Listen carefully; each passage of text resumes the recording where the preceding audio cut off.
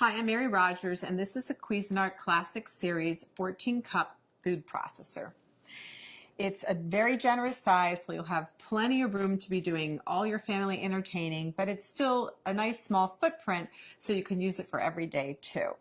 So you'll notice it's got a nice square base, and it has what we call paddles to operate. So here, this one, you press it down, it's on. This one is off. And if you press and hold this one down intermittently, it would be for pulsing. So, has a nice smooth finish. It's stainless steel on the outside. Has a lid that you remove by twisting and just pulling it off. It's really simple and easy to operate. This is your feed tube. And there's also a smaller feed tube inside, which I'm going to show you how to use a little bit later. And you can actually drop things in through the feed tube like garlic. We're going to do garlic and jalapeno. And you can actually have the machine running. And it's a very efficient way to chop up garlic and some other items. The other thing is that it's great if you want to add liquid very slowly. The small feed tube has a small hole in it, so if you want to make vinaigrette, you can just pour the oil directly into the small feed tube.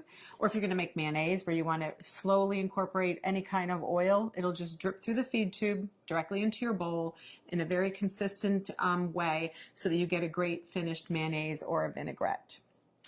So let's look at some of the other items that come with your food processor. In the bowl already is your chopping blade. And we call this the S blade because it's shaped like a little bit like an S. And this is used for everything from chopping herbs and onions to pureeing, mixing, and also kneading doughs. And then the next thing is your stem.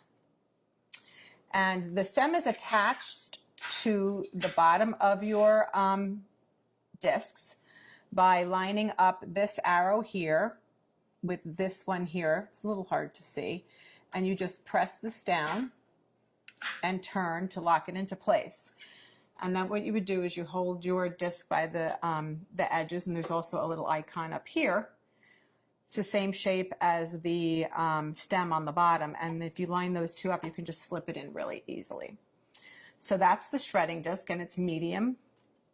We always recommend that you lay the disc down and then put on the stem accordingly. And to do any type of slicing and shredding, you would use the medium slicing disc, not shredding, slicing. And you do the same thing. You line the little arrows up. You press and turn to lock it into place. Always hold it by the edges. And once again, if you line the stem up, I'm not doing it very good, but this is the way it goes. You just slide it right into the work bowl. And then what you would do is you put your lid back on and you would slice and shred. So you could either use the pulse function to slice, or what you can do is you can turn it on. But as soon as you remove the feed tube, it'll stop. So that you would then add more ingredients, and we can do batch processing. So you would add, let's say, potatoes, slice, and then continue on. And then we're going to turn it off. So what we're going to do today, that's all of the parts that come with your food processor.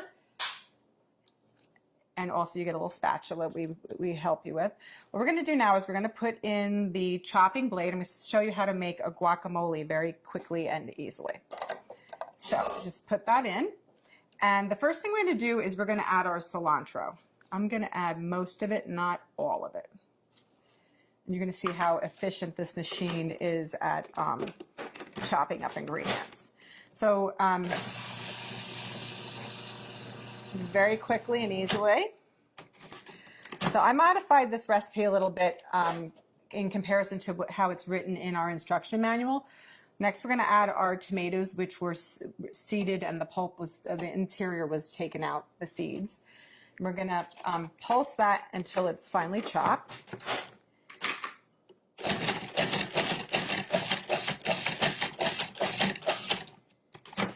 When you first start using a food processor, it's a good idea to actually use the pulse function because of the fact that you know, you just want to get used to using it. You also want to get used to the consistency, and it gives you much greater control. So I'm just going to reserve this. Sorry, this is like a... I'm going to reserve some of this so that when we put the guacamole together at the end, it'll still have some of the chunky tomato, but I'm not going to do all of it. And when you know, if you have your own favorite recipes, you can modify accordingly. So just remember that whatever you put in the bowl first, if it stays in there the whole time while you're chopping and mixing or pureeing, that will be the smallest thing at the end. So just keep that in mind. So I didn't remove everything, just most of it. So the next thing what we're going to do is, with the machine on and running, we're going to drop in the garlic and the jalapeno through the feed tube.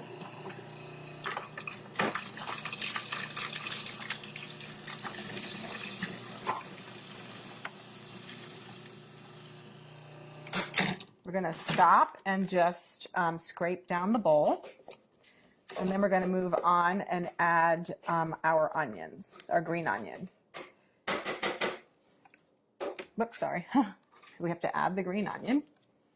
Again, we're going to chop that until it's fine. And then we're going to add the majority of the rest of our ingredients. The first being our fresh avocados.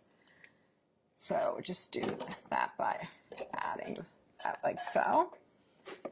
And the last of the ingredients, so of course lime juice. This helps keep your guacamole also very fresh looking and gives it lots of extra flavor. This is the salt, cumin, and then the last ingredient is the chili powder. Give it a little zip. So now what we're going to do is we're going to put the lid back on, and then we're going to pulse until it's really creamy.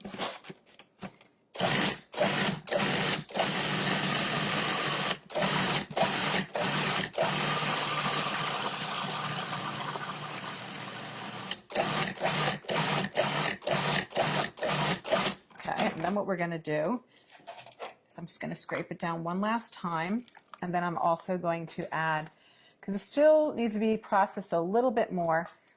And then what I'm going to do at this point too is add the balance of the cilantro that I reserved.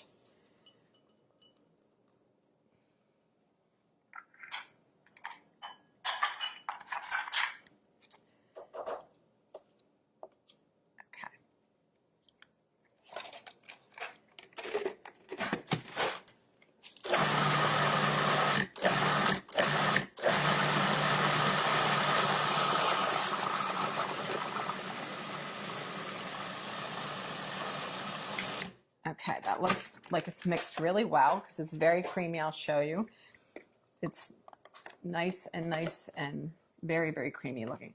So the last step is to add back in the tomatoes and the cilantro. And this is really just so that they don't become, you know, when you're pureeing the guacamole, you know, if it stays in there the whole time, you won't see the chunks of the tomato anymore.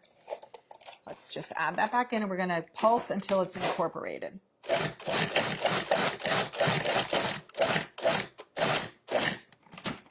So that's that. So now what we're going to do is I'm just going to add this to our decorative bowl for serving. And you know, you could also put a beautiful lime wedge on top. The other thing that you can do is add maybe a couple extra little pieces of tomato. Oh, I'm going to show you a little trick also. This is a really, really big batch of guacamole, so it's great if you're going to have a party. But the other thing too to remember is if you are going to be making this and then serving it like later, it's a good idea to put a couple of the pits in with the guacamole in the meantime, because this actually helps it, along with the lime juice, from turning brown on you. So you want to just cover this up.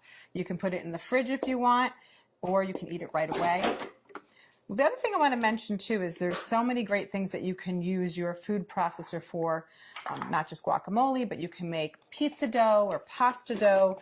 You can also make cookies. You can make all kinds of things like chicken salads and vinaigrettes. It's a lot of fun to use. It's really simple to operate. And the best thing about it is all the removable parts are dishwasher safe.